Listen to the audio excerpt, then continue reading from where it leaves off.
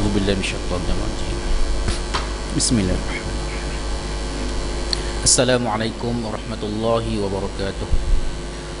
Alhamdulillahi rabbil alamin wa bihi nasta'in ala umuri dunya waddin. Wassalatu wassalamu ala asyrafil anbiya'i wal mursalin sayyidina Muhammadin wa ala alihi wa sahbihi ajma'in. Subhanaka la ilma lana illa ma 'allamtana innaka antal alimul hakim. ولا حول ولا قوة إلا بالله العلي العظيم. رب اشرح لي صدري ويسر لي أمري واحلل عقدة من لساني يفقهوا قولي. اللهم افتح علينا حكمتك وانشر علينا من خزائن رحمتك يا أرحم الراحمين. اللهم فقهنا في الدين وعلمنا التأويل واجعلنا من عبادك الصالحين واجعلنا من الذين يستمعون القول فاتبعون أحسنه. اللهم آمين. وبعد. Tuan Nazir, Tuan-Tuan Imam, Barisan AJK Masjid, hadirin, hadirat, mukminin mukminat rahimakumullah. Alhamdulillah. Pertama sekali, terlebih dahulu, marilah bersama-sama kita merafakkan syukur yang tidak terhingga kepada Allah Subhanahu wa taala, kerana dengan limpah kurnia izin perkenannya jugalah pada malam ini kita dapat berkumpul bersama lagi pada malam ini. Moga-moga perkumpulan kita ini diberkati dan dirahmati oleh Allah Subhanahu wa taala insya-Allah. Hadirin hadirat mukminin rahimakumullah, insya-Allah malam ni kita sambung lagi perbincangan kita, melihat peringatan dan tanda-tanda amaran yang diberikan oleh Allah Subhanahu wa taala kepada kita melalui surah Al-Mu'minun juzuk yang ke-18, jadi surah yang ke-23. Surah Al-Mu'minun juzuk yang ke-18, surah yang ke-23. Bermula pada malam ini insya-Allah ayat yang ke-35. Ayat 35. A'udzubillahi minasyaitonir rajim. Aya'idukum annakum idza mittum wa kuntum turaba wa 'idhama annakum mukhrajun. Nah, bermula daripada situ. Jumpa. Oh, payah cari Quran dalam Quran. Tak jumpa agak. Ya, tak nampak kan? Okey. Kita melihat bagaimana yang lepas kita telah bincangkan apa yang telah Allah Subhanahu wa taala ceritakan kepada kita mengenai dua kisah. Kan? Dan kisah yang kedua ini adalah kisah Nabi Hud alaihi salam yang mana terpaksa berdepan dengan kaumnya. Maka Allah kata tadi ni apabila Nabi Hud bawa risalah dakwah tadi ni, maka yang pertama sekali menentang kata Allah wa qalal mala'u, maka berkatalah pembesar-pembesar, pemimpin-pemimpin, pemuka-pemuka. Makna dia Allah ceritakan kepada kita di sini, Allah bagi tahu kepada kita di sini kena berhati-hati. Yang paling utama akan menentang dakwah ialah para pembesar, lantaran kerana kepentingan-kepentingan yang ada pada mereka, maka mereka menolak ajakan dan ajaran daripada nabi-nabi. Maka wajib kepada kita, kalau kita nak selamat diri kita daripada diazab oleh Allah pada hari kiamat kelak, maka wajib kita memilih pemimpin yang menyeru kita, yang membawa kita kejayaan bukan sekadar di dunia, bahkan sampai ke akhirat. Kalau tidak, kita akan mendakwa mereka dan akan berlaku saling tomah menomah di akhirat kelak.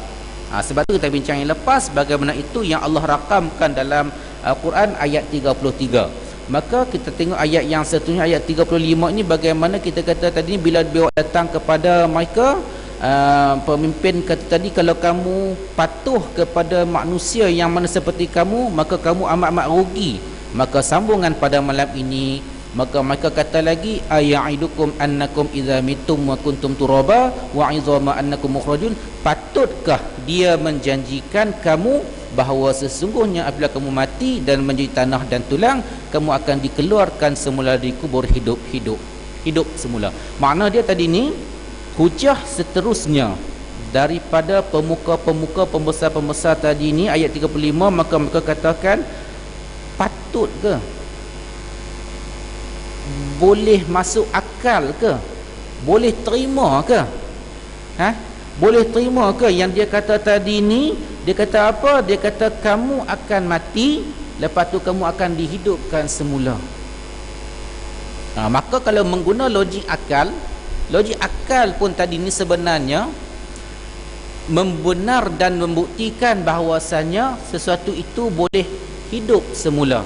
Biji benih yang kita dah bincangkan yang lepas-lepas, bagaimana biji benih yang kering, yang dikeringkan tadi ni, yang sepatutnya pada akal kita mati, tetapi bila dikeringkan tadi, disimpan elok-elok, maka bila ditanam, disiram, dibaja tadi ni, maka dia boleh tumbuh semula, maka tidak ada masalah.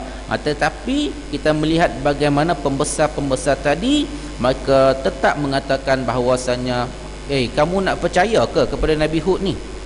Dia boleh janjikan kepada kamu, dia boleh katakan kepada kamu, kamu akan dihidupkan semula daripada kubur kamu dalam keadaan hidup semula tadi selepas kamu mati. Selepas kamu, tulang-tulang kamu telah menjadi tanah, daging-daging kamu telah hancur, tulang-tulang kamu telah hancur dah menjadi tanah. Boleh ke? Sebab tu mereka tengok tadi ni, dia membawa logik akal. Sebab tu yang kita takut tadi ni, tuan-tuan dan puan-puan rahimakumullah, zaman mutaakhir ini ramai yang menggunakan logik akal dalam nak membenarkan agama. Agama sepatutnya diambil daripada sumber dia, Al-Quran, Sunnah, Ijma', Qiyas.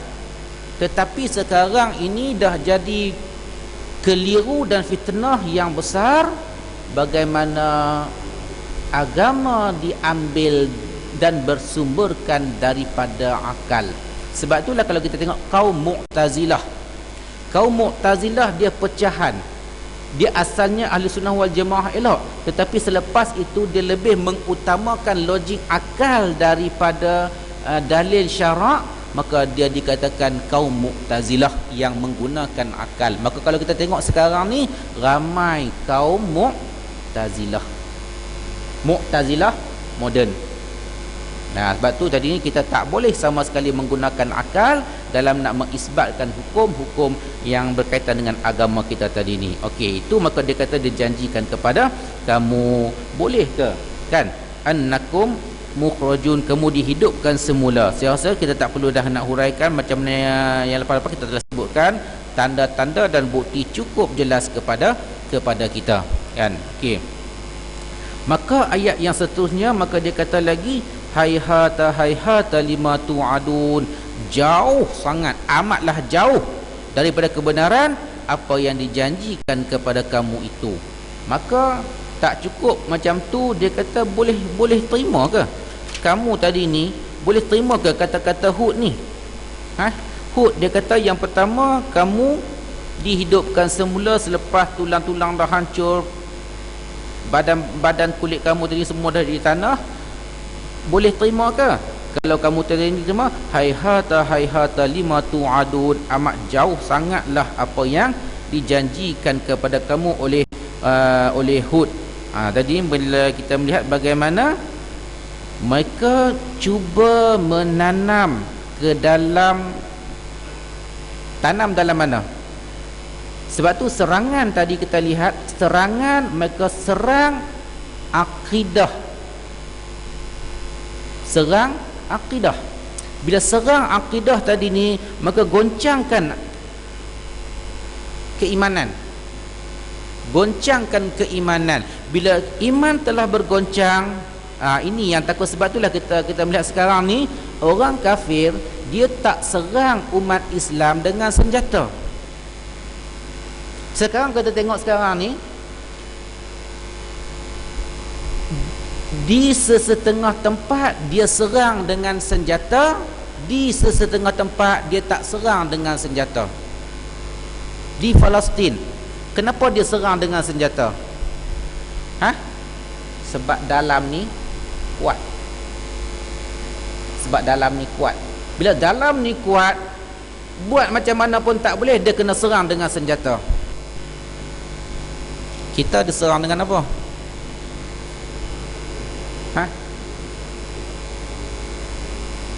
Dia serang kita.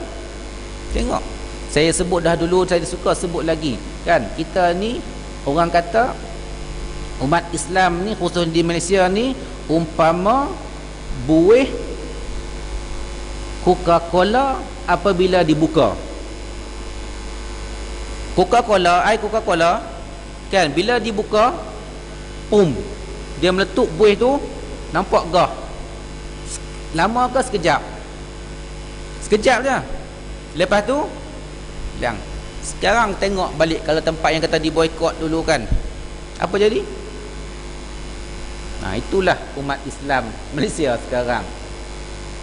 Seumpama buih air Coca-Cola yang baru dibuka. Sebab tu tadi dia cukup pandai. Maka dia serang, dia tengok tempat yang mana akidah kuat tak boleh mereka masuk ghuzwatu fikriyah, serangan pemikiran, maka serang dengan senjata. Sebab tu kalau kita tengok nak jadi Brigade Al-Qassam bukan mudah. Mesti hafaz Al-Quran, mesti jemaah subuh berapa lama berturut-turut, tak boleh miss satu pagi, ulang balik. Kuat, bila kuat akidah tadi, serangan mereka cara lain. Jadi kita tak payah, dia kata tak payah serang kan. Serang apa, dia kata kita bawa, kita hantar siapa? Kita hantar K-pop. Okey, jadi jalan. Hantar siapa lagi? Ada tak konsep yang terbaru ni? Tak tahu, saya pun tak tahu, lama dah tengok TV dah rosak dah, tak beli lagi. Dah naik GST, pergi tengok harga nak kena bayar tunggu biarlah dulu kan. Pokoklah 1 Mei nanti diturunkan, tarik balik ke macam mana ke, nak tengok. Okey, maka begitu juga tadi ni, pemimpin ni dia kata apa? Dia serang keimanan, dia serang hati pengikut dia. Maka dia kata apa? Hayhata lima tu'adun. Kalau kamu ikut kata dia ni, Allahu Akbar, jauh sangat, amat jauhlah kebenaran apa yang dijanjikan kepada kamu itu. Maka bila serang ghuzwatu fikriyah tadi ni, diserang pemikiran tadi ni, bila dia kata rakyat pun fikir betul juga. Rakyat fikir betul juga kan. Boleh ke hidup balik kita dah jadi tanah ni, dah mati hancur lebur, tiba-tiba boleh ke hidup balik? Jadi rakyat pun tadi dia tashkik, dia mula ragu-ragu. Maka kalau tadi yang tak kuat iman, maka dia akan tetap bersama dengan al-malak, pemimpin yang zalim, pemimpin yang kufur kepada Allah Subhanahu wa taala, dan mereka meninggalkan ajaran Nabi Hud alaihi salam tadi ni. Sebab tu tadi ni amat jauhlah apa yang mereka janjikan kepada kamu, hai kaum, daripada apa? Jauh sangat apabila bahwasanya kamu akan dibangkitkan semula. Bangkit bukan saja bangkit dengan roh, bahkan bangkit dengan jasad kamu tadi ni, kembali hidup sekali lagi untuk kamu dihisap dan untuk kamu dibalas segala kalau baik, kalau buruk. Sebab itulah kita tengok tadi ni, ini serangan pemikiran yang mana lebih bahaya? Serangan mana yang lebih bahaya? Dengan senjata ke dengan pemikiran? Pemikiran. Bila pemikiran tadi ni diserang, maka kita tengok apa yang berlaku dalam umat Islam sekarang. Kes timbul yang terbaru kan, apa? Berzikir sambil menyanyi, menari.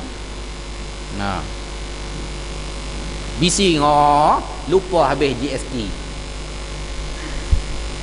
kan, duk bincang bab zikir, boleh tak boleh. Ada di sini, kat mana? Ada tak dekat kita lain-lain sini yang macam tu? Sebab tu kadang-kadang kita pun tarikat ni banyak, ada yang betul, ada yang tak ni. Macam yang saya sebutkan, macam dengan kawan saya dulu di Mesir. Bukan kawan lah, kawan kepada kawan saya. Okey, yang kawan saya ni, saya duduk atas, dia duduk bawah, ataupun saya duduk bawah, dia atas macam tu. Habis tak ingat lah ada bangunan tu. Dia cerita kawan tu memang baik, memang bagus orang tu, budak tu kan. Datang jumpa dia kata mana ni, dia tarik kawan dia tu masuk bilik, tutup pintu, ajak aku isap rokok, ajar aku isap rokok. Terkejutlah kawan tu, kawan hak seorang ni, ya, tak masuk tarikat apa semua. tiba-tiba terkejut. Kenapa? Aku masuk tarikat. Aku masuk tarikat. Tarikat tu antara syarat dia mesti isap rokok. Allahu Akbar, kata. Terikut, bukan tarikat. Terikut. Terkejut dia. Sebab itulah bila tengok balik tempat yang tarikat itu bercampur antara lelaki dan perempuan, dan bukan takat rokok, shisha, sepah itu. Tahu shisha? Sekarang dah banyak dah shisha masuk ke negara kita. Pergi negara Arab, bersepah shisha. Banyak sangat sekarang ni. Walaupun Majlis Fatwa ke JAKIM dah keluarkan bahawasanya shisha adalah haram, selamba je, biasa, tak ada masalah. Betul. Okey, balik. Lepas tu serangan pemikiran cukup bahaya berbanding dengan serangan ketenteraan senjata. Maka Malak tadi ni, pemimpin tadi ni, maka kata maka serang pemikiran tadi jauh sangatlah kalau kamu percaya apa yang dibawa oleh, yang janjikan oleh Hud kepada kamu tadi ni. Maka mereka situ dah tasykik dah.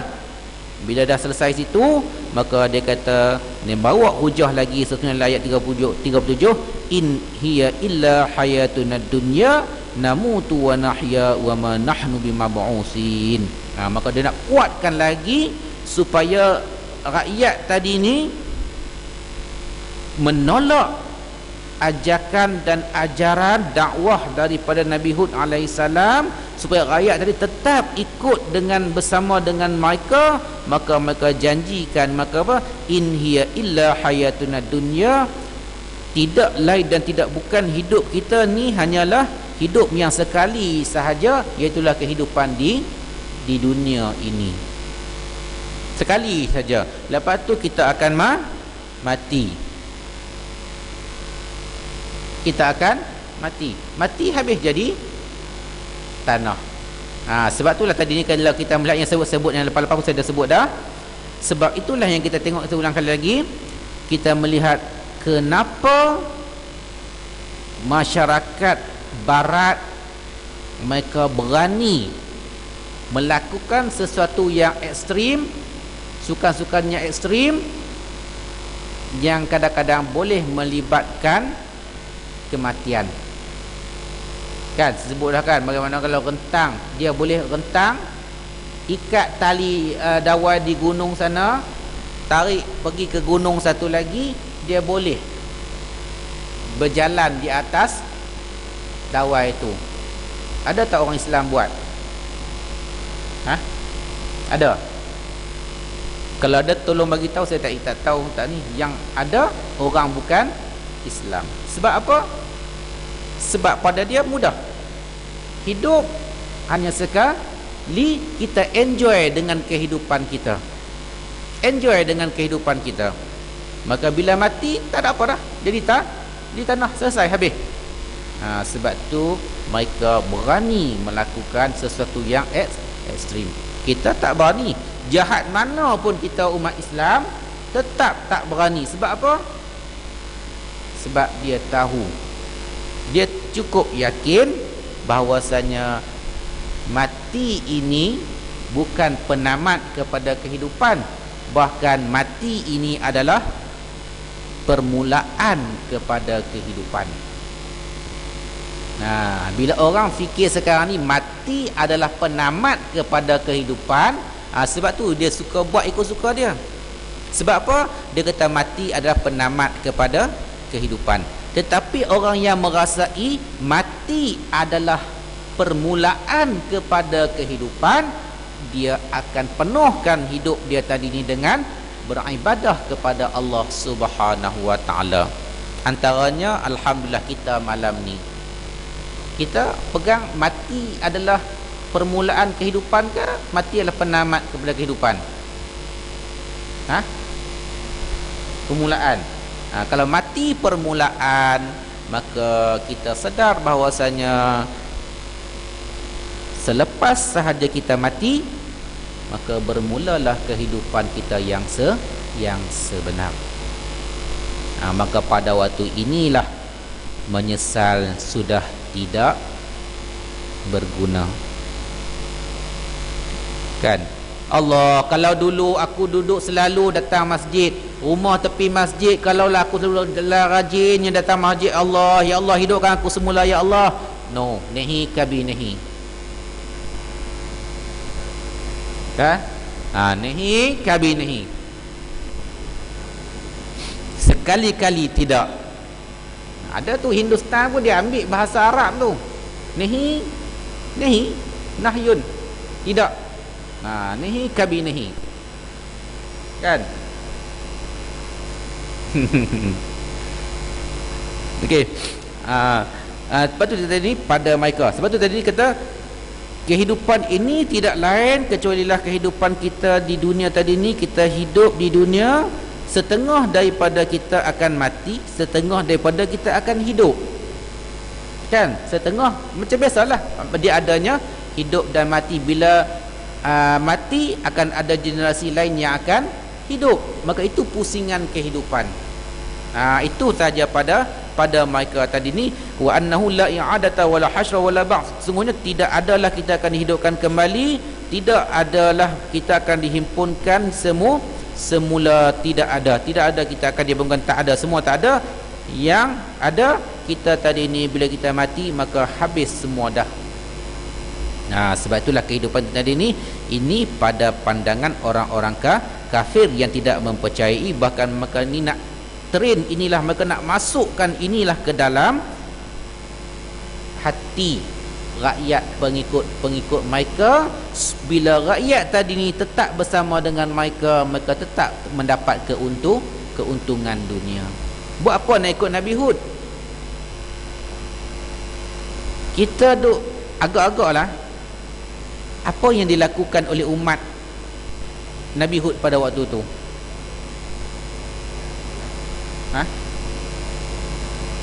Apa yang dilakukan? Maka sudah tentu adanya sesuatu perkara yang mereka lakukan, antaranya mereka kufur kepada Allah Subhanahu Wa Taala, dah pasti dah. Sebab itulah Allah utuskan Rasul, Allah utuskan Nabi-Nabi sebagai memberi peringatan. Sebab itulah kita tengok tadi ni, bila mereka berjaya meyakinkan pengikut mereka, maka kita melihat pemimpin-pemimpin ini akan terus menerus berada dalam kesenangan, kemewahan, dan mereka tadi ni maka akan tetap dengan apa yang mereka lakukan. Sebab itulah kalau kita melihat pada zaman Nabi sendiri, kan, waktu Nabi nak diutuskan, kita melihat bagaimana Arab berleluasa. Arab berleluasa, pembunuhan anak perempuan, perzinaan berleluasa. Zina amat banyak cara dia. Ada yang tunggu di muka pintu, macam sekarang pelacur tunggu di muka pintu. Ada juga tadi ni yang si suami selepas dia yakin, dia tengok isteri dia dah suci, isteri dia tak mengandung, maka dia kata kamu pergi kepada si fulan tu, pergi kepada seorang pemuda yang mempunyai perwatakan yang cantik mungkin, ataupun nasab yang baik mungkin, ataupun maka lihat satu tadi ni kemuliaan apa yang ada kepada seseorang tu. Maka suami isteri dia tadi ni dah suci, okey, kamu pergi duduk dengan dia, pergi tidur dengan dia, berzina dengan dia. Kalau kamu dah mengandung anak daripada dia, barulah kamu balik ke rumah. Itu yang ada pada zaman Nabi Muhammad SAW itu sebelum diutuskan itu. Itu ada tak kita berlaku sekarang macam tu? Ada. Tapi yang kita baca, yang kes yang kita baca, kalau tuan-tuan baca, ini kata ini pengaruh filem-filem lucah ni. Isteri dia mengandung berapa bulan? 7 bulan rasanya. Isteri dia mengandung 7 bulan. Dia bawa balik mat bangla, Dia suruh Bagla tadi ni rogol isteri dia. Dia tengok isteri dia dirogol. Lepas mak Bagla ni rogol, dia bayar upah, dia pula bersetubuh dengan isteri dia, nak menaikkan nafsu syahwat dia. Itu kali pertama. Lepas tu lagi sekali dia nak buat benda yang sama. Dia telefon isteri dia, siap abang nak buat balik ni. Maka isteri dia tak tahan, isteri dia buat laporan polis. Polis tangkap. Ini masyarakat Melayu kita yang berlaku sekarang, yang kita kadang kita tak jangka, tetapi benda ni boleh berulang semula. Balik mana dia tadi ni? Balik. Jadi okey, kita melihat bagaimana mereka cuba tanamkan kepada rakyat bawahan tadi, hidup ini tidak bukan hanya hidupan kita sekali, ada pusingan, ada yang hidup dan ada akan mati. Wa ma nahnu bimab'usin, maka mereka kata kita tidak akan dibangkitkan semula untuk dihisab oleh Allah Subhanahu wa taala. Tak ada semua tu. Hud ini adalah pembohong. Hud pembohong. Sebab tu lah kita tengok tadi ni, ramai tak ramai pengikut Nabi Hud alaihissalam? Ramai tak ramai? Tak ramai. Kalau kita tengok sejarah yang lepas, pengikut Nabi tak ramai.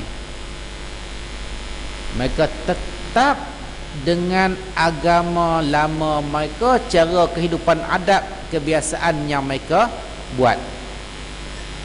Ni pun kadang-kadang kita ni masuk malam ni, malam 2 Rejab kan. 2 Rejab kadang-kadang kita pun macam-macam juga. Ada benda-benda yang kita buat yang menyanggahi sunnah yang dibawa oleh Nabi Muhammad sallallahu alaihi wasallam. Sebab apa? Sebab dah jadi berakal umbi, dah akar umbi dah. Antara dia apa dia? Puasa tak apa. Puasa makna dia tak ada pun yang kata Nabi puasa 3 bulan berturut-turut, tak ada. Dalam hadis sebut Nabi banyak berpuasa. Banyak berpuasa, bukan Nabi berpuasa penuh, tak ada. Banyak berpuasa. Bila banyak berpuasa, maknanya bukan. Ni ada yang kita nak puasa 3 bulan berturut-turut. Rejab Syahrullah, Sya'ban bulan apa? Bulan umat, bulan Nabi. Ramadan bulan umat. Ini dijawab oleh Dr. Abdul Basit. Semua ini adalah merupakan hadis-hadis palsu. Hadis-hadis palsu.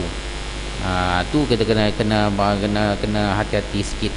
Sebab itulah kita tengok kalau ada kami Allahu Akbar, kalau kita baca dalam WhatsApp kita tak larat nak jawab. Ada, maka sabda Nabi SAW, barang siapa yang mengingati kepada orang lain akan 1 Rejab, maka dia diharamkan daripada api neraka. Mudah sangat. Mana dia mudah sangat kita selamat daripada api neraka. Apa dia? Hanya pesannya, dah sampai 1 Rejab dah. Dah masuk 1 Rejab dah. Selamat. Tak sembahyang, tak ibadah pun tak apa. Ini yang berlaku dalam masyarakat kita. Itu kena berhati-hati sikit. Banyak sangat sekarang ni kes-kes yang berlaku. Okey. Habis itu, mana ada ayat yang ke-37, maka cuba nak masukkan ke dalam nak gugat keimanan, nak gugat hati pengikut supaya yakin dengan hujah para pembesar tadi. Bila yakin dengan hujah para pembesar, maka dalam waktu yang sama maka akan menolak ajaran yang dibawa oleh Nabi Hud alaihi salam. Maka tinggallah Nabi Hud bersama dengan beberapa orang sahaja pengikut-pengikutnya. Cumanya sebab tu Nabi kata, Nabi Muhammad kata aku berbangga. Sebab apa? Sebab umat yang paling banyak adalah umat Nabi Muhammad sallallahu alaihi wasallam. Nabi berbangga dengan umat dia. Jadi beranak banyak-banyak. Man, anak berapa orang? 4 je. Tak jadi.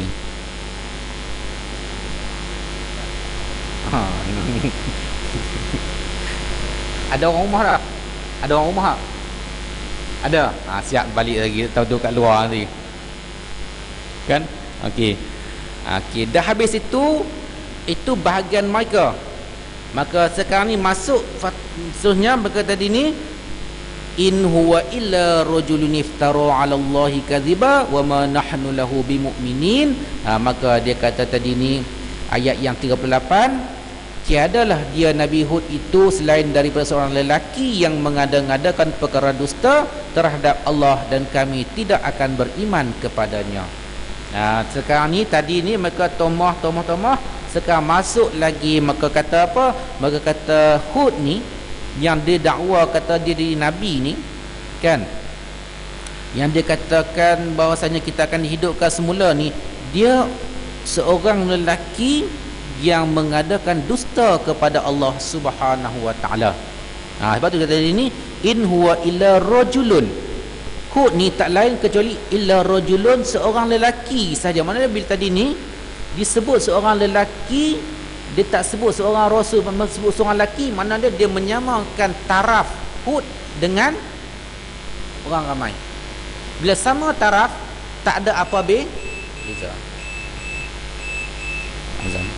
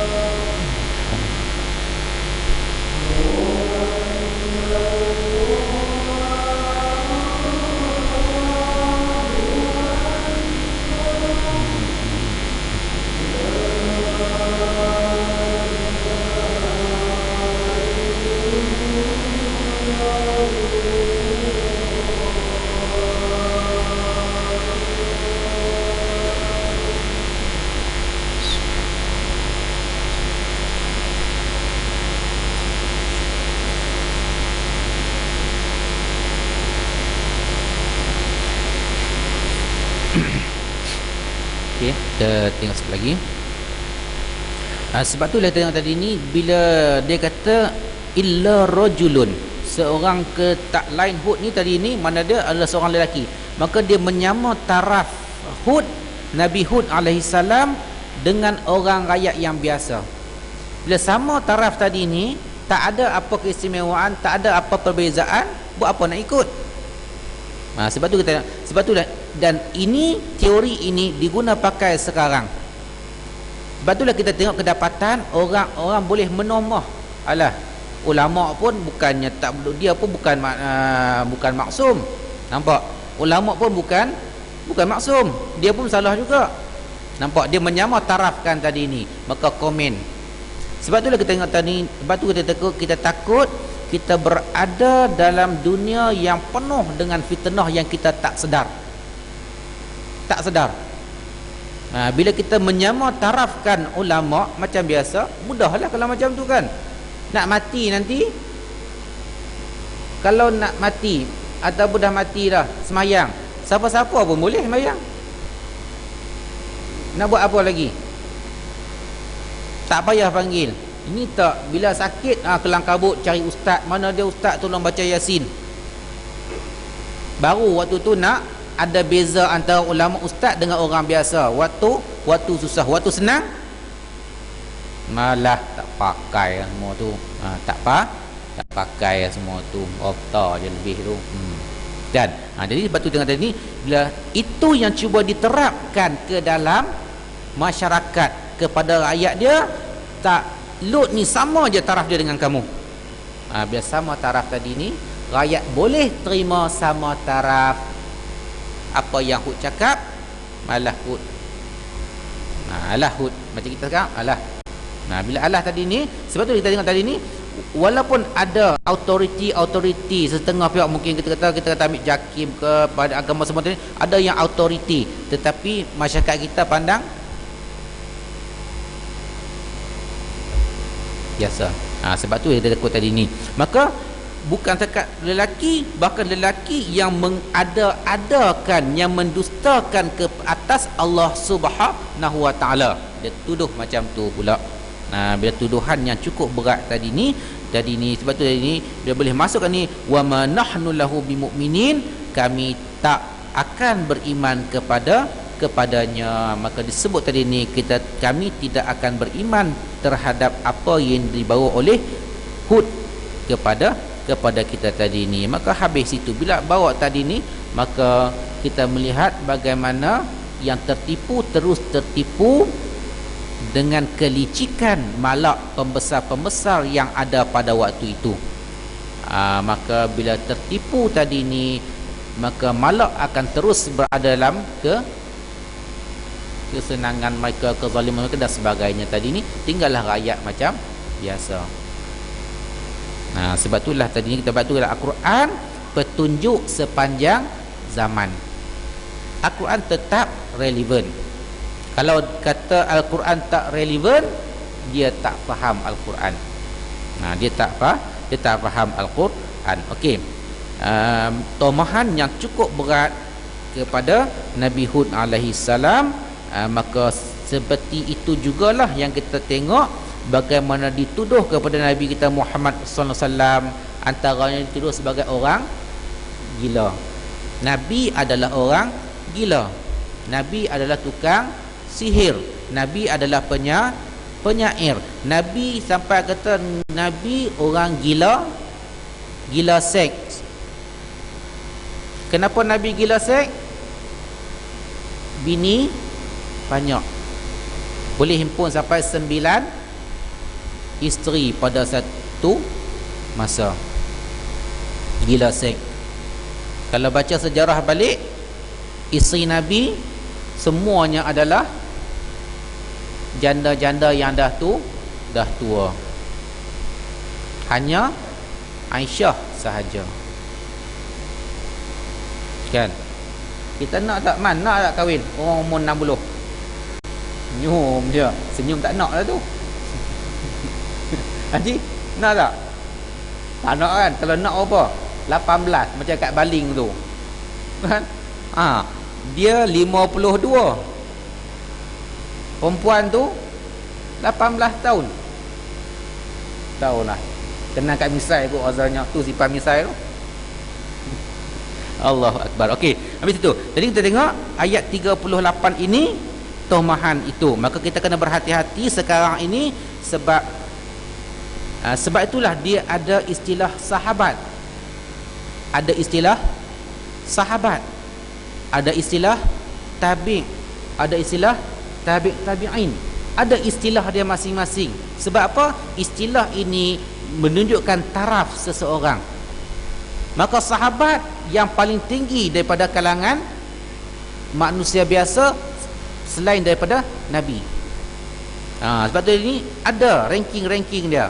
Maka zaman sekarang ni kalau kita menyamakan ulama-ulama dengan orang biasa, maka tunggulah kehancuran. Sebab apabila dikatakan yang dikeluarkan, disebutkan oleh ulama-ulama tadi ni, orang tak akan terima, sama aja.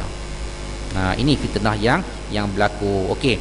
Sebab tu tadi ni Allah Subhanahu Wa Taala tak jawab pun dua dalam ayat ni Allah tak jawab pun dua persoalan. Kenapa Allah utuskan yang pertama rasul daripada kalangan manusia, dan Allah tak jawab juga bagaimana tomahan mereka yang tidak ada hari kebangkitan. Maka penulis bawa datang dia ni, maka yang pertama, kalaulah pilih rasul daripada kalangan malaikat, agak-agak macam mana? Malaikat dia makan ke tak makan? Tak makan. Dia hanya beribadah. Malaikat tak makan. Kita nak boleh tak makan? Tak boleh tak makan. Ni dah masuk Rejab dah kan? Hari ni ada orang dah mula puasa dah. Ada orang separuh je. Ada orang suku je. Mula nak puasa pakai 10 pagi. Tak larat tak ada dah. Kan? Tak apalah, hari ni boleh sampai pukul 10. Nanti hari kedua sampai pukul 12. Lepas hari 4-5 hari baru boleh cukup. 4-5 kali percubaan baru boleh puasa sehari. Ni nak masuk Ramadan kan? Tak lama dah tadi. Okey, mana dia? Mudah. Kalau sesama manusia, mudah. Kita nak bermunaqasyah, nak berbincang, nak buat sesuatu.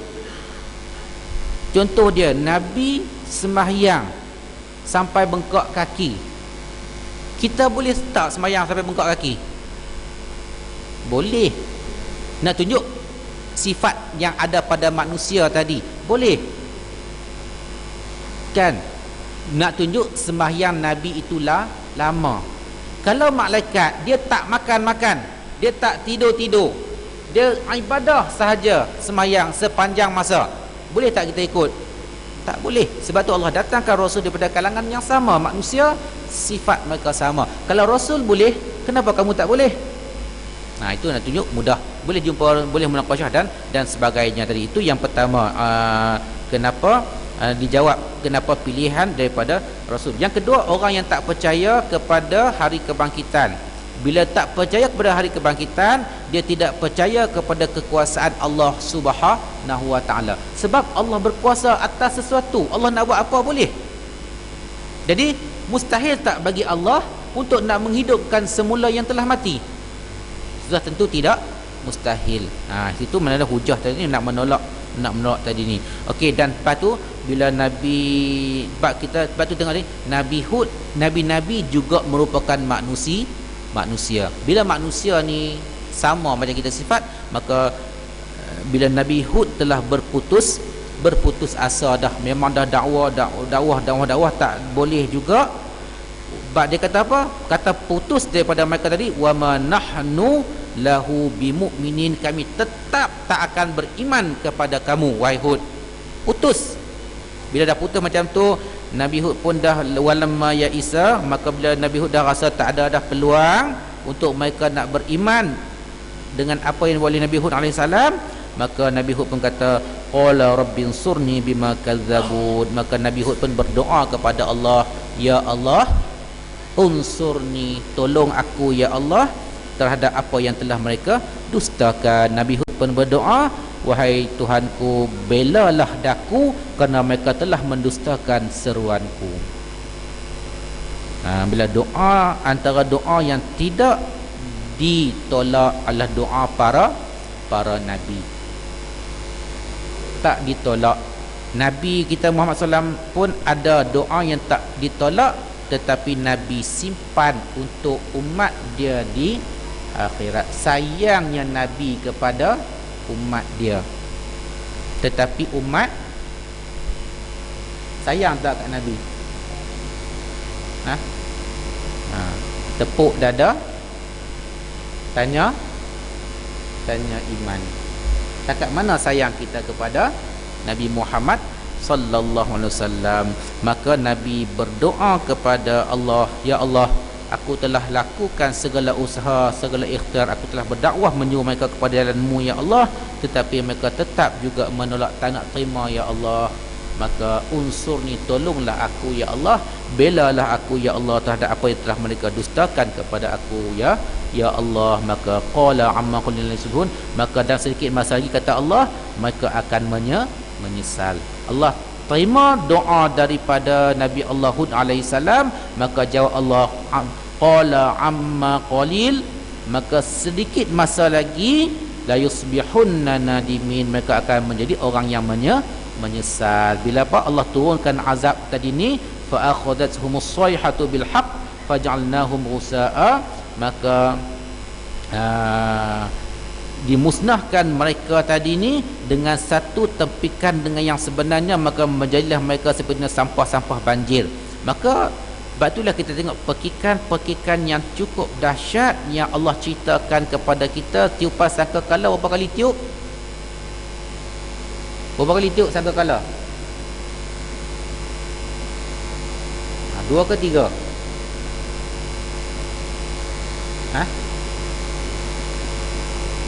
Berapa kali tiup sangkakala? Tiupan pertama hancur, tiupan kedua mati. Hancur tak mati? Mana ni? To be continued. Tersambung bulan depan insya Allah. Tak boleh kuliah tak lama-lama, boring kan? Boring. Kuliah ni lama-lama tak boleh, boring. 30 minit pun macam 3 jam. Kalau konsert tak apa, 3 jam macam 3 minit dia. Oi, nak habis dah, tak sempat baru kan. Ni tak boleh. Dia tengok keluh kesah, tengok lunjur lah tadi tu, betul. Jadi tadi kata kena berhenti dah. Tapi bukan sikit lagi lah mana kita habiskan sampai ayat ni. Maka Allah pun musnahkan mereka tadi ni dengan perkikan, dengan yang sebenarnya tadi, maka jadi seperti sampah. Allah sebut seperti rusak sampah banjir. Sebab bila berlakunya banjir, apa yang dibawa oleh air banjir? Bawa sampah. Itu Allah nak sebut betapa hinanya golongan yang melawan Allah Subhanahu wa taala. Hina yang Allah gambarkan seperti mana rusak bila banjir yang berlaku. Banjir akan bawa sampah-sampah yang ada. Maka itulah nilai kehinaan orang yang sombong dengan Allah, yang lawan, yang takabur, tidak mahu ikut arahan Allah dan Rasulnya. Itulah nilai dia, rusak seperti mana sampah-sampah banjir, kata Allah. Sebab tu jangan kita sombong dengan Allah Subhanahu wa taala, jangan kita kufur terhadap apa yang dibawa tadi ni. Sebab tu tadi ni kita tengok fa bu'dan liqaumiz zalimin, maka kebinasaanlah bagi kaum-kaum yang zalim. Mana dia orang yang zalim tadi ni, dia jauh daripada rahmat Allah Subhanahu wa taala dan dia akan dicelakakan oleh Allah Subhanahu wa taala. Sebab itulah saya pun tak tengok, cumanya saya bila kita baca-baca bagaimana tsunami yang berlaku dahulu, habis semua, hancur. Tetapi Allah nak tunjukkan orang yang lawan Allah, Allah hinakan, tetapi orang yang taat Allah muliakan. Bagaimana yang saya baca lah, mungkin tuan-tuan pun tahu tsunami yang berlaku di Aceh tadi ni, adanya jenazah yang memang dah hancur dan busuk, tetapi adanya jenazah yang masih kekal elok. Sebab itulah Allah tunjuk kepada kita, Allah buktikan kepada kita kekuasaan tadi ni, ini orang yang lawan aku hinakan dia. Tetapi ini orang yang taat kepada aku, Allah muliakan, Allah jaga jasadnya tadi tidak hancur dan boleh disenggarakan dengan baik. Sebab tu orang yang zalim dia jauh daripada rahmat Allah subhanahu wa ta'ala. Jadi moga-moga kita menjadi orang yang taat kepada apa yang dibawa oleh junjungan besar Nabi Muhammad sallallahu alaihi wasallam tadi ni, walaupun nafsu kita tak suka, tetapi tetap kita kena ikut. Sebab apa? Sebab itu merupakan kejayaan, jaminan kejayaan kepada kita di hari akhirat kelak, insya-Allah. Jadi tuan-tuan dan puan-puan rahimakumullah, sekadar inilah pada malam ini, insya-Allah moga-moga ada manfaatnya perbincangan kita jadikan diri kita orang yang taat kepada perintah Allah dan Rasulnya. InsyaAllah jadilah kita pada waktu itu orang yang dimuliakan oleh Allah subhanahu wa ta'ala, insyaAllah. Wallahu ta'ala alam. A'udzubillahi minasyaitonir rajim. Bismillahirrahmanirrahim. Alhamdulillahirabbil alamin, wassalatu wassalamu ala asyrafil ma'in. Allahumma arinal haqqa haqqan wa nuttiba'ah, wa arinal batila batilan wa nuttinabah. Allahumma ja'alna minal ladzina yasma'una fattabi'una ahsanah. Allahumma ja'al jam'ana hadza jam'an marhuma wa tafarruqana min ba'di tafarruqan mubarakan ma'suma. Allahumma faqihna fid din wa 'allimna at-ta'wil wa ja'alna min 'ibadika as-salihin wa ja'alna minal ladzina yasma'una fattabi'una ahsanah. Allahumma amin. Rabbana atina fid dunya hasanah wa fil akhirati hasanah wa qina 'adzaban nar. Wa sallallahu alaihi wa sallam. Aqulu qawli hadza astaghfirullah li wa lakum. Assalamu